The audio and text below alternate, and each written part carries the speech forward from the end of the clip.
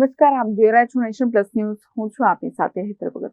યાત્રાધામ પાવાગઢની તળેટીમાં આવેલ વડા તળાવમાં ડૂબેલા 2 યુવકો પૈકી એકનું મોત નીપજ્યું છે, જ્યારે એકને ફાયર અને રેસ્ક્યુની ટીમે બચાવી લીધો છે.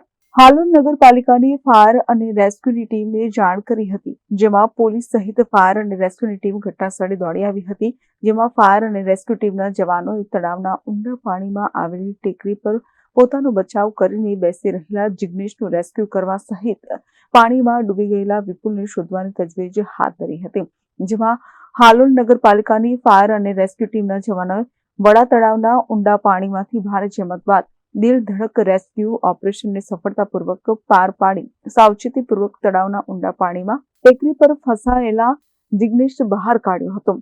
જ્યારે તળાવમાં ભારે શોધખોળ બાદ વિપુલના મૃતદેહને તળાવના પાણીમાંથી બહાર કાઢતા પાવાગઢ પોલીસે વિપુલ અભયસિંહ રાઠવાના મૃતદેહને પોસ્ટમોર્ટમ માટે હાલોલની સરકારી હોસ્પિટલ ખાતે મોકલી આપ્યો હતો. જ્યારે બનાવ અંગે પાવાગઢ પોલીસે વધુ તપાસના ચક્રો ગતિમાન કરી આગળની કાયદાકીય કાર્યવાહી કરવા અંગેની તજવીજ હાથ ધરી હોવાની માહિતી મળવા પામેલ છે.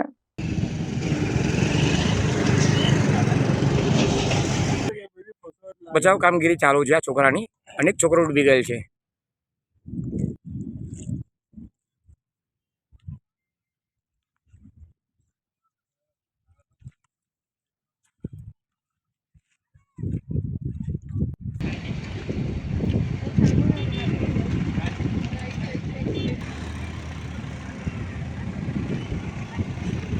Kiran Gohil, Nation Plus News, Panchmahal.